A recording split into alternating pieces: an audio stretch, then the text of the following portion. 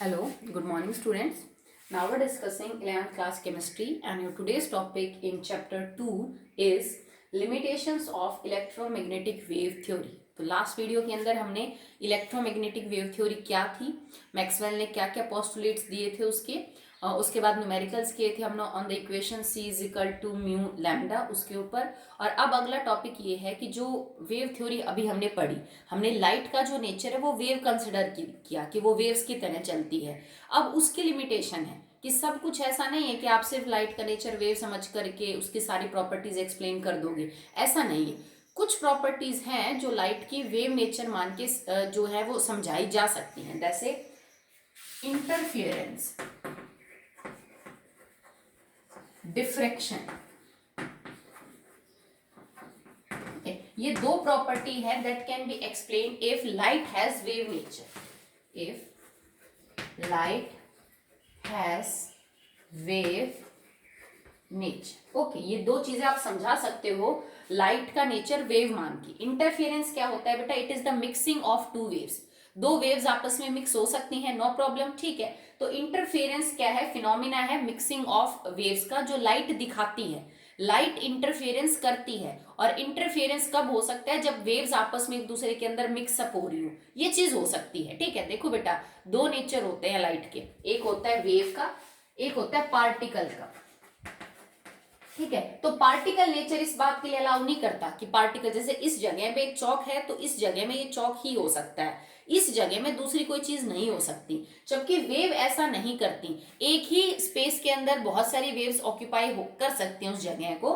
मतलब वेव्स एक साथ एक जगह कई मौजूद हो सकती हैं, वो आपस में मिक्सअप हो सकती हैं, बट पार्टिकल एक जगह पे एक ही रहेगा। तो इंटरफेरेंस की प्रॉपर्टी समझाने के लिए लाइट का वेव नेचर होना जरूरी है, ठीक है। Next, diffraction.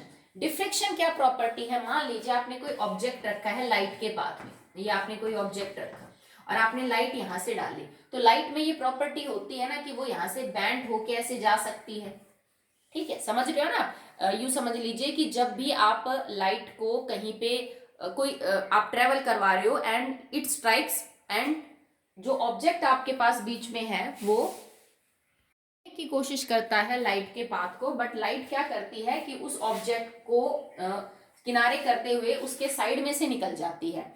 इस चीज को हम डिफ्रैक्शन बोलते हैं, ओके।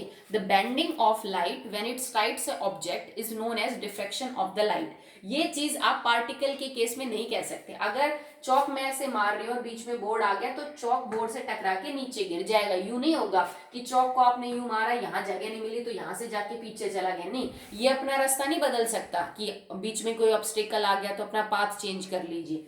वेव ऐसा कर सकती है कि अगर उसके बीच में कोई ऑब्स्टेकल आ जाता है तो वहां से बैंड होके दूसरे डायरेक्शन में चली जाती है। आपने देखा भी होगा जो बैट्स होते हैं ना, वो उसी फ्रीक्वेंसी के ऊपर काम करते हैं, वो अपने मुंह से अल्ट्रासोनिक फ्रीक्वेंसी निकालते हैं, वो कहीं से टकरा के वापस आती है, ठीक है। तो ये सब उसी चीज के ऊपर बेस्ड है।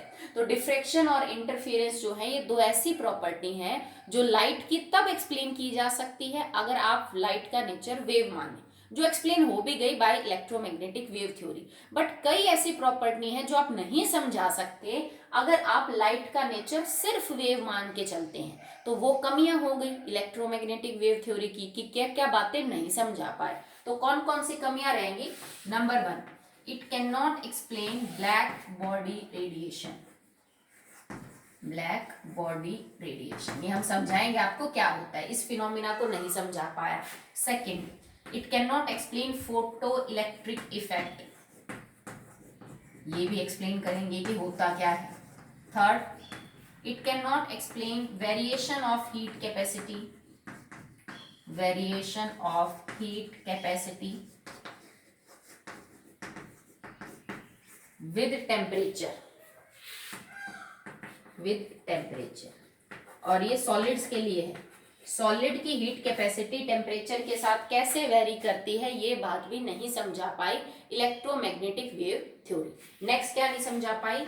The line spectrum of elements, line spectrum of elements, specially hydrogen का, ये रदरफोर्ड भी नहीं समझा पाया था बेटा, of elements specially with hydrogen. तो ये सारी बातें इलेक्ट्रोमैग्नेटिक वेव थ्योरी नहीं समझा पाई, मतलब वेव नेचर नहीं समझा पाया। तो फिर हमें क्या कंसिडर करना पड़ेगा कि भाई अगर वेव नहीं है तो फिर पार्टिकल होगा। ठीक है, तो पहले तो इन सारे पॉइंट्स को डिटेल में डिस्कस कर लेते हैं कि एक्चुअली में black body radiation, photo electric effect, ये सब होते क्या है। ओके, तो चलिए स्टार्ट करते हैं with the first one, that is black body radiation.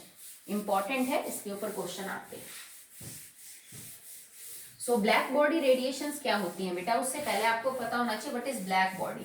तो ब्लैक बॉडी हम एक ऐसे सब्सटेंस को बोलते हैं जो परफेक्ट इमिटर और एब्जॉर्बर होता है। So what is black body? A substance that is perfect absorber and emitter of all types of frequencies। देखो भाई, कोई सब्सटेंस किसी फ्रीक्वेंसी के लाइट को एब्जॉर्ब करेगा, किसी की इमिट करेगा। ठीक है, फ्रीक्वेंसी अलग अलग है तो वेवलेंथ भी अलग अलग मिलेगी, दोनों एक दूसरे के इनवर्सली प्रोपोर्शनल है। तो अगर आपके पास कोई ऐसा सब्सटेंस है जिसमें ये गुण है कि वो किसी भी तरह की फ्रीक्वेंसी को और किसी भी तरह की वेवलेंथ को एब्जॉर्ब भी कर सकता है और इमिट भी कर सकता है, मतलब ये नहीं है कि सिर्फ इस रेंज को एब्जॉर्ब करेगा, सिर्फ इस रेंज को इमिट करेगा, वेराइटी ऑफ जो method. So a substance that can emit or absorb all type of frequencies and wavelengths is known as black body। और वो जो रेडिएशंस इमिट करता है उसको हम बोलते हैं ब्लैक बॉडी रेडिएशन। ठीक है, the radiations that are emitted from this source is known as black body radiation। तो इस फिनोमिना को ये समझा नहीं पाए। जैसे मान लो आप एक एग्जांपल लेके करिए कि मैं आयरन को गर्म कर रही हूँ, वी आर हीटिंग आयरन। तो जब लोहे को बहुत स्ट्रांगली गर्म किया जाता है तो वो अपना कलर बदलता है। सबसे पहले वो क्या होगा, रेड होगा, फिर येलो हो सकता है, फिर व्हाइट होगा और finally it will convert into blue. ठीक है, आपने कई बार देखा भी होगा, लोहे को अक्सर हम जब गर्म करते हैं तो वो पहले रेड कलर का होता है, उसके बाद वो अपने कलर बदलता रहता है। तो एक चीज जो है वो यहाँ पे निकल के आ रही है कि जब आप लाइट मतलब उसको एनर्जी दे रहे हो तो अब रेड कलर का दिख रहा है, येलो कलर का दिख रहा है, व्हाइट कलर का या ब्लू कलर का दिख रहा है, इसका मतलब इन सब कलर्स की फ्रीक्वेंसी और वेवलेंथ तो अलग अलग होती है। These all colour have different frequencies and different wavelength. इन सब कलर की वेवलेंथ और जो फ्रीक्वेंसी है वो अलग अलग होती है। जबकि इलेक्ट्रोमैग्नेटिक वेव थ्योरी ये कहती है कि अगर आप बात कर रहे हैं about the lights nature, that it will depend upon the intensity. ठीक है, इंटेंसिटी के ऊपर डिपेंड करना चाहिए जो आपका लाइट है जो इमिट हो रही है वो। और इंटेंसिटी क्या होती है लाइट की? It is the square of amplitude, square of amplitude.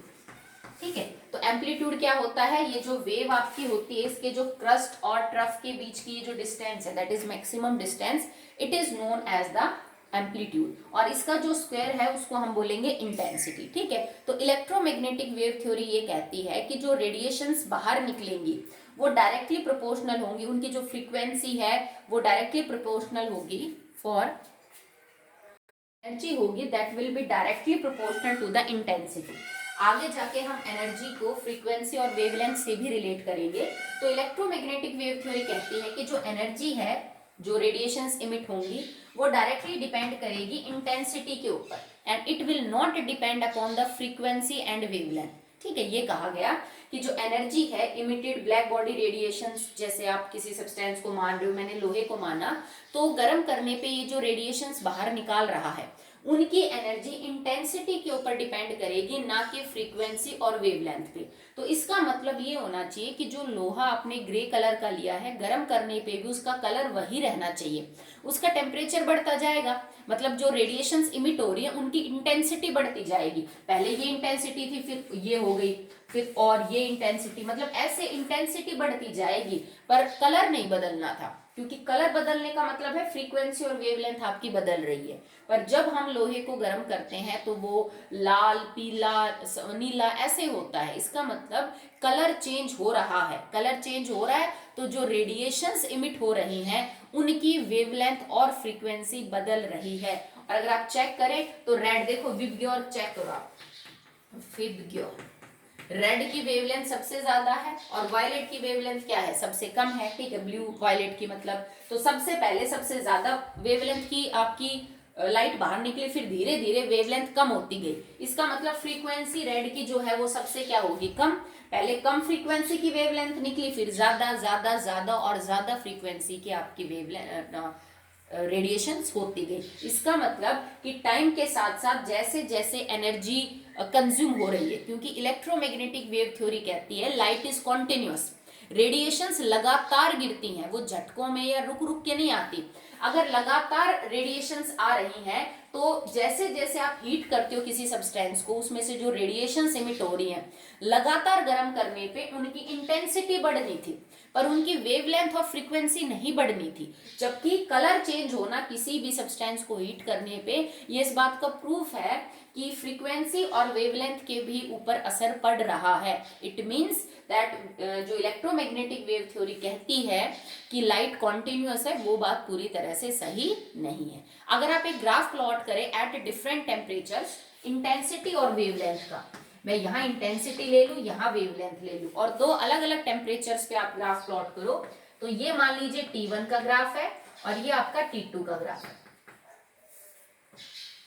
ठीक है, और T2 बड़ा है, T2 is greater than T1। इसका मतलब जब आपने छोटा टेम्परेचर लिया तो देखो इंटेंसिटी वेवलेंथ बढ़ने के साथ साथ इधर वेवलेंथ बढ़ रही है, इधर इंटेंसिटी। जैसे जैसे वेवलेंथ बढ़ी, शुरू में इंटेंसिटी बढ़ी, एक मैक्सिमम लेवल तक पहुंच गई और फिर घटना शुरू हो गई। टेम्परेचर बढ़ा दिया तो देखो इंटेंसिटी बढ़ गई, पर रेशो वही है, पहले बढ़ेगी वेवलेंथ बढ़ने के साथ, एक मैक्सिमम वैल्यू पे चली जाएगी और फिर आपकी डिक्रीज कर देगी। ठीक है, तो इलेक्ट्रोमैग्नेटिक वेव थ्योरी कहती है कि इंटेंसिटी पे डिपेंड करना चाहिए था एनर्जी को, वेवलेंथ और फ्रीक्वेंसी वगैरह पे डिपेंड नहीं करना चाहिए था। पर कलर बदलने से ये बात प्रूव हो गई that it is depending upon wavelength and frequency, and that's why this point is limitation of electromagnetic wave theory, जो कहती है कि लाइट कॉन्टिन्यूअस गिरती है और लगातार लाइट अगर आ रही है, लगातार रेडिएशन रिलीज हो रही है, इसका मतलब आप लोहे को लगातार गर्म कर रहे हो, वो लगातार रेडिएशंस को एब्जॉर्ब कर रहा है और लगातार इमिट कर रहा है। अगर वो लगातार ऐसा करता तो सिर्फ इंटेंसिटी ज्यादा होनी चाहिए थी, जितना ज्यादा गर्म करते उतना ज्यादा जो एनर्जी वेव निकलेंगी रेडिएशंस, उनकी इंटेंसिटी बढ़ती, फ्रीक्वेंसी और वेवलेंथ के ऊपर फर्क नहीं पड़ना था, पर पड़ता है फर्क, तो इस वजह से ये लिमिटेशन है। अब नेक्स्ट देखिए बेटा, photo electric effect. Next limitation is photo electric effect. Photo word जब भी यूज होगा इट इज फॉर लाइट। ठीक है, फोटो इलेक्ट्रिक इफेक्ट के अंदर क्या होता है बेटा, ये देखा गया है कि जब भी किसी मेटल सरफेस के ऊपर हम कोई रेस जो है वो डाल दें और जिन रेस की फ्रीक्वेंसी जो है, रेडिएशंस की फ्रीक्वेंसी एक मिनिमम फ्रीक्वेंसी से ज़्यादा हो, तो मेटल्स के जो इलेक्ट्रॉन्स है वो इजेक्ट आउट हो जाते हैं। हमारा जो सोलर प्लेट्स होती हैं वो सिर्फ इसी प्रिंसिपल पे काम करते हैं कि धूप के से जो रेडिएशंस आ रही हैं धूप की फॉर्म में, उनसे उनके इलेक्ट्रॉन्स इजेक्ट हो जाते हैं और फिर इलेक्ट्रॉन्स का फ्लो होता है and that's why current is created. ठीक है, तो होता क्या है कि मेटल सरफेस के ऊपर अगर आप कम से कम एक फ्रीक्वेंसी की रेडिएशन डालें तो उस मेटल के इलेक्ट्रॉन इजेक्ट हो सकते हैं। इस प्रोसेस को हम फोटो इलेक्ट्रिक इफेक्ट बोलते हैं। If radiation having minimum frequency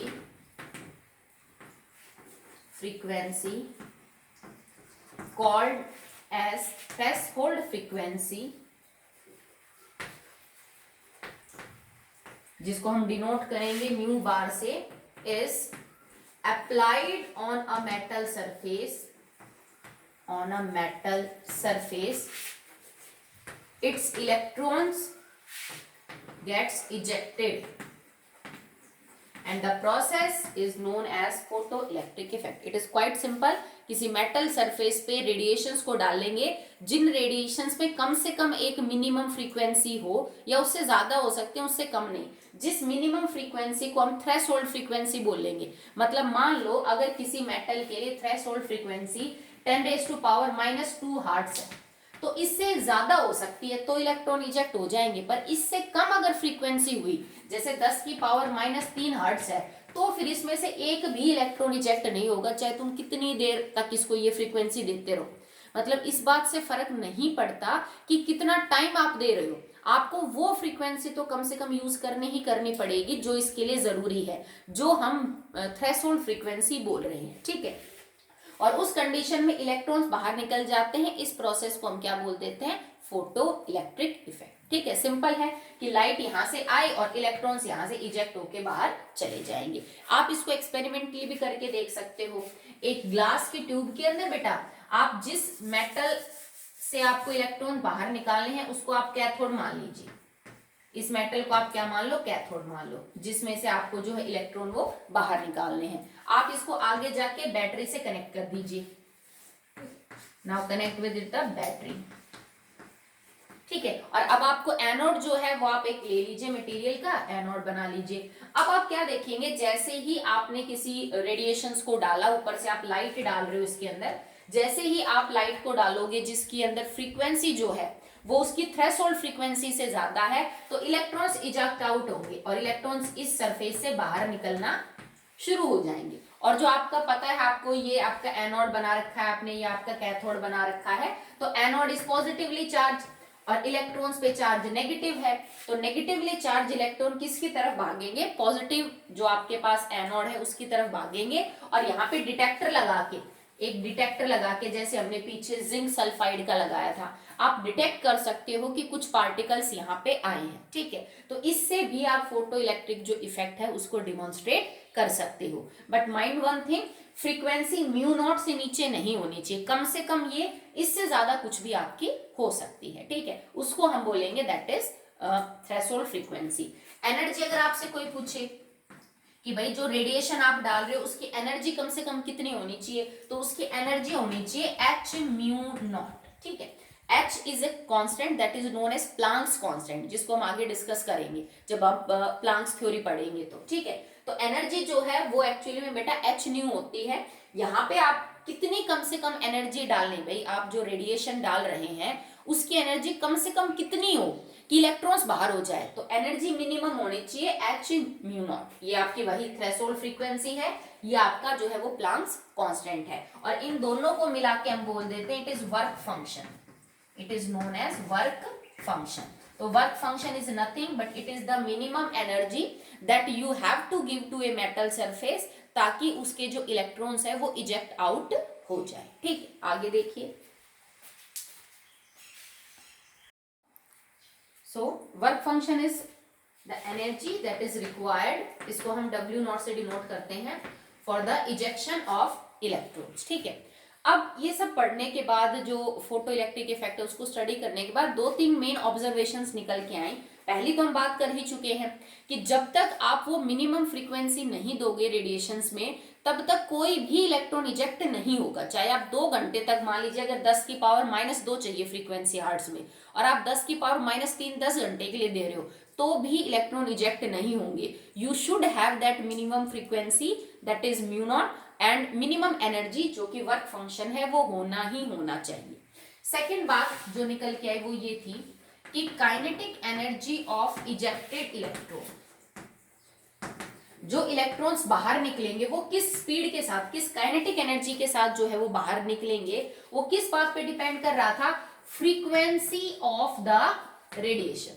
आपने किस फ्रीक्वेंसी की रेडिएशन डाली है, कम ज्यादा, उस पे डिपेंड कर रहा था कि जो इलेक्ट्रॉन्स है वो किस, यूं समझ लीजिए, किस काइनेटिक एनर्जी के साथ बाहर निकलेंगे। क्योंकि होता क्या है ना बेटा, जैसे मान लो चाहिए 10⁻⁻2 हर्ट्ज और आपने दे दी 10⁻² हर्ट्ज फ्रीक्वेंसी, तो इलेक्ट्रॉन्स इजेक्ट करने के लिए तो यही काफी थी। जो एक्स्ट्रा तुम दे रहे हो वो इसकी स्पीड बढ़ाने में यूज हो जाता है, बिकॉज एक्स्ट्रा फ्रीक्वेंसी जो है ना, तो frequency is connected to energy, energy is h, mu होता है, ठीक है। तो ये जो फ्रीक्वेंसी है, ये जो बच गई एक्स्ट्रा म्यू नॉट के अलावा, ये तुम्हारे इलेक्ट्रॉन की स्पीड को बढ़ाने में यूज हो जाएगी। तो फ्रीक्वेंसी क्या दे रहे हो आप रेडिएशन की, उस पर डिपेंड करता है कि इलेक्ट्रॉन्स किस काइनेटिक एनर्जी के साथ बाहर निकलेंगे। Third, number of photo electrons emitted, number of photo, क्योंकि वो लाइट के डालने के बाद निकल रहे हैं तो फोटो इलेक्ट्रॉन्स भी बोल सकते हैं। Number of electrons ejected depend upon intensity of light.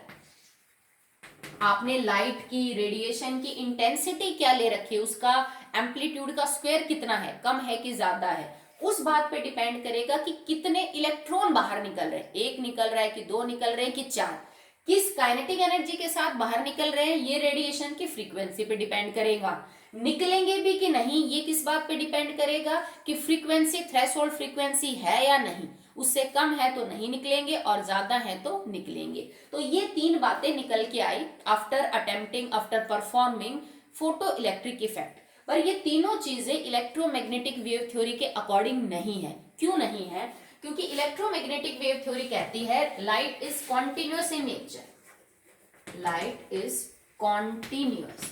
अगर ऐसा होता तो आपको मिनिमम फ्रीक्वेंसी लेने की जरूरत नहीं थी। जैसे मैं आपको अभी समझा रही थी, मान लो कि 10 की पावर माइनस 2 चाहिए आपको फ्रीक्वेंसी हर्ट्ज में, और मैं 10 की पावर माइनस 3 हर्ट्ज दे रही हूँ, तो मानना कि जल्दी ना सही पर कुछ टाइम बाद धीरे धीरे एनर्जी एक्यूमुलेट होती मेटल के सरफेस पे।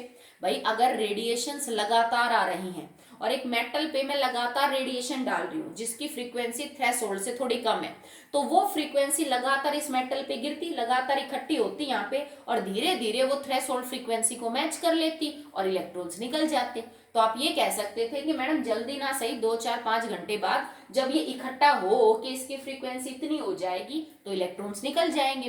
पर ऐसा देखने को नहीं मिलता।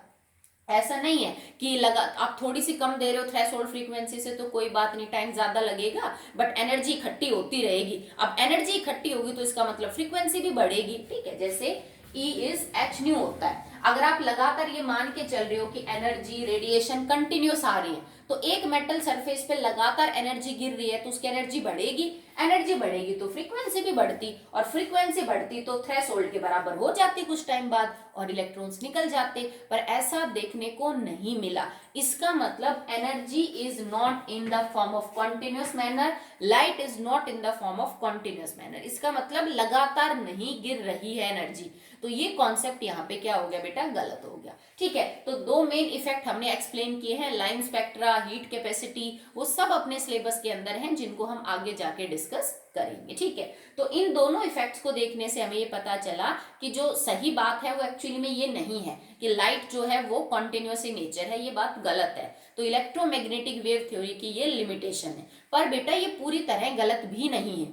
आगे जाके आप पढ़ोगे कि जो हमने पढ़ा कि लाइट का नेचर वेव है वो बात सही है, पर सिर्फ वेव है ये बात गलत है। हम सब कुछ ये नहीं कह सकते कि लाइट में सिर्फ वेव नेचर और सारी प्रॉपर्टी एक्सप्लेन, नहीं, गलत है। कुछ नेचर जो है प्रॉपर्टी नेचर वेव से एक्सप्लेन होती हैं, कुछ प्रॉपर्टीज पार्टिकल नेचर से एक्सप्लेन होती हैं।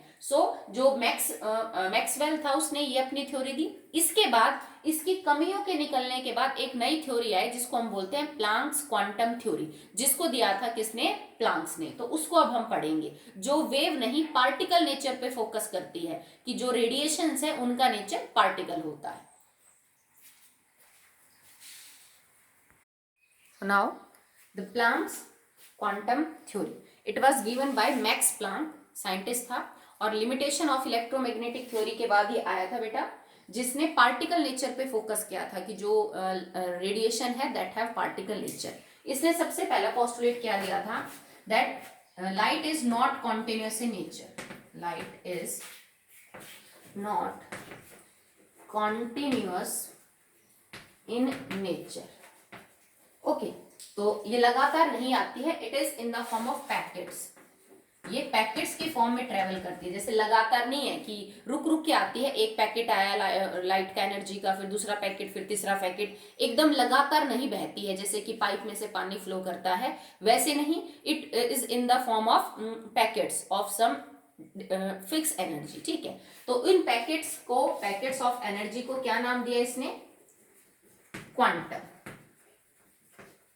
ओके, तभी इसका नाम पड़ा है प्लांक्स क्वांटम थ्योरी। उसने बोला लाइट लगातार नहीं आती है, रेडिएशंस किसी भी सोर्स से लगातार नहीं आती हैं, वो पैकेट्स ऑफ एनर्जी की फॉर्म में आती हैं, ठीक है, because energy is connected to frequency and wavelength, और उस पैकेट्स ऑफ एनर्जी को हमने क्वांटम नाम दिया। बट लाइट के केस में जो क्वांटम है, इसको इसने क्या बोल दिया, फोटोन, क्योंकि फोटो जब भी वर्ड यूज होता है इट इज फॉर लाइट। तो ये जो क्वांटम है, अगर आपकी जो एनर्जी है वो लाइट है, क्योंकि एनर्जी तो किसी भी फॉर्म में हो सकती है, इफ इट इज लाइट, तो लाइट के केस में उसको इसने क्या नाम दे दिया, फोटोन नाम दिया, ठीक है। चलिए, सेकंड इसने क्या ऑब्जर्व किया कि ये जो फोटोन्स निकल रहे हैं, एनर्जी के जो पैकेट्स हैं, एक्चुअली में फोटोन्स की जो एनर्जी है वो उनकी फ्रीक्वेंसी से रिलेट करती है, ठीक है। जो फोटोन्स बाहर निकलेंगे उनकी फ्रीक्वेंसी क्या होगी, वो उनकी एनर्जी से रिलेट करती है। Energy is directly proportional to the frequency, okay. और हमने प्रोपोर्शनलिटी साइन को हटाने के लिए लगा दिया एक constant that is known as h, it is Planck's constant. ये है आपका प्लांक्स कांस्टेंट, और इसकी वैल्यू क्या होती है, 6.626 इंटू 10⁻⁻34। ठीक है, आप चाहो तो न्यूमेरिकल्स में 6.6 भी यूज कर सकते हो, जूल सेकेंड। तो ये इसकी वैल्यू होती है जो उसने अपने नाम पे ही दिया, और प्रोपोर्शनलिटी साइन को हटाया हमने, इससे that energy of each photon, हर फोटोन की एनर्जी उसकी फ्रीक्वेंसी से डायरेक्टली रिलेट करती है by this equation, okay. And third जो चीज उसने ये बताई कि जो एनर्जी है ना फोटोन की, वो हमेशा एक होल नंबर होगा दैट ऑफ एच, मतलब कि जो भी आपकी एनर्जी है वो एच न्यू के बराबर है। इसको आप मल्टीप्लाई करते जाओ तो कभी भी किसी फोटोन की एनर्जी बीच में नहीं आएगी, वो हमेशा एक होल नंबर होगा। या तो यहाँ एन की वैल्यू ले सकते हो 1 2 3 4 5, ये चीज यू वेरी करेगी, मतलब एनर्जी या तो हो सकती है अगर एन 1 है तो एच न्यू, अगर आपका एन 2 है तो 2 एच न्यू, या हो सकती है एनर्जी 3 एच न्यू, मतलब एनर्जी हमेशा यूं बढ़ेगी, कभी 2.5 1/3 2/3 यूं देखने को नहीं मिलेगी। कि जो n है ना, it is a integer that is 1 2 3 4 5 6 very कर सकता है, और एनर्जी हमेशा मल्टीप्लीकेशन में बढ़ेगी, H new 2 H new 3 H new 4 H new 5 H new, ये बीच में आपको देखने को नहीं मिलेगी। सीधी सी बात है, क्योंकि एनर्जी लगातार नहीं आ रही। जैसे मान लो एक फोटोन की एनर्जी 2 जूल है, तो एक फोटोन आएगा तो 2 जूल, 2 फोटोन आएंगे तो 4 जूल, 3 फोटोन आएंगे तो 6 जूल, 4 फोटोन आएंगे तो 8 जूल, तो हमेशा मल्टीपल में ही बढ़ेगी ना, फ्रैक्शंस में आने का तो कोई मतलब ही नहीं निकलता। तो ये 3 मेन ऑब्जर्वेशंस निकल के आई फ्रॉम प्लांक्स क्वांटम थ्योरी कि एनर्जी कॉन्टिन्यूस नहीं है, वो डिसकॉन्टिन्यूस मैनर में होती है, और वो पैकेट्स की फॉर्म में आती है। एनर्जी के पैकेट्स को हम क्वांटम बोलते हैं। लाइट के केस में ये क्वांटम फोटोन है। फोटोन की जो एनर्जी है वो उसकी फ्रीक्वेंसी पे डिपेंड करती है। हमने बैलेंस करने के लिए प्रोपोर्शनलिटी कांस्टेंट लगा दिया h, that is Planck's constant, उसकी वैल्यू दे रखी है, ठीक है। देखो, अब इसकी यूनिट तो आप निकाल ही सकते हो आराम से, कोई दिक्कत वाली बात नहीं है। और थर्ड उसने ये बोला कि जो आप ये एनर्जी देख रहे हो ये हमेशा मल्टीपल में बढ़ेगी, ये फ्रैक्शंस वगैरह में नहीं बढ़ेगी, और यहाँ से आप पता कर सकते हो ये एच न्यू के बराबर है, मतलब या तो n होगा 1 2 3 4, इस तरह से वैल्यूज आपको देखने को मिलेंगी, ठीक है। एक और टर्म है, ठीक है, जिसको हम बोलते हैं that is 1 Einstein of energy. तो 1 आइंस्टाइन ऑफ एनर्जी किसके बराबर है, it is actually the energy of 1 mole photon. अगर आपके पास 1 मोल फोटोन है, उनकी जो एनर्जी है उसको हम बोलते हैं 1 आइंस्टाइन ऑफ एनर्जी। और देखो एनर्जी किसके बराबर है, एच न्यू, और 1 मोल के लिए हम इसको एवोगैड्रो नंबर से मल्टीप्लाई कर देते हैं। तो Avogadro number multiply by H new, new को भी आप खोल के लिख सकते हो, एवोगैड्रो नंबर h, और ये देखो c is equal to mu lambda, mu is equal to c by lambda, तो इसको हम लिख सकते हैं c लैम्डा। तो एक्चुअली में 1 Einstein of energy is the energy of 1 mole of photon, and that is equal to Avogadro number multiply by Planck's constant multiply by velocity of light and divided by the wavelength, ठीक है। तो ये points थे। अब जो limitation रह गई हमारी इलेक्ट्रोमैग्नेटिक वेव थ्योरी की, उनको एक्सप्लेन करने की कोशिश करेंगे with the help of Planck's quantum theory, okay.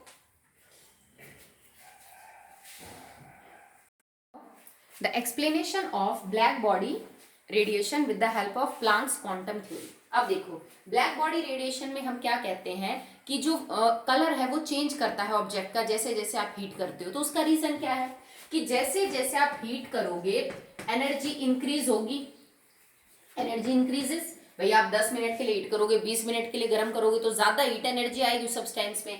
अगर एनर्जी लगातार बढ़ रही है हीट करने से और energy is proportional to the frequency, इसका मतलब धीरे धीरे एनर्जी बढ़ने के साथ साथ फ्रीक्वेंसी भी क्या होगी, इंक्रीज। अगर फ्रीक्वेंसी इंक्रीज होगी तो according to this equation lambda should decrease. और यही हुआ था आयरन के साथ कि पहले वो रेड कलर का था और बाद में वो ब्लू कलर का हो गया था। जितना ज्यादा गर्म किया, कम गर्म करने पे रेड और ज्यादा गर्म करने पे ब्लू, क्योंकि रेड कलर की जो वेवलेंथ है विबग्योर में अगर आप चेक करो रेड कलर की वेवलेंथ जो है वो ज्यादा है, इसका लैम्डा ज्यादा है और इसका कम है। या आप यूं कह सकते हो फ्रीक्वेंसी इसकी कम है और फ्रीक्वेंसी इसकी ज्यादा है। तो जैसे जैसे आप सब्सटेंस को हीट करोगे उसकी एनर्जी बढ़ेगी तो उसकी फ्रीक्वेंसी बढ़ेगी, और फ्रीक्वेंसी बढ़ेगी तो रंग भी अलग दिखेगा या लैम्डा घटेगी। दैट्स व्हाई आपको आयरन रेड से कैसा होता है वो नजर दिखता है ब्लू।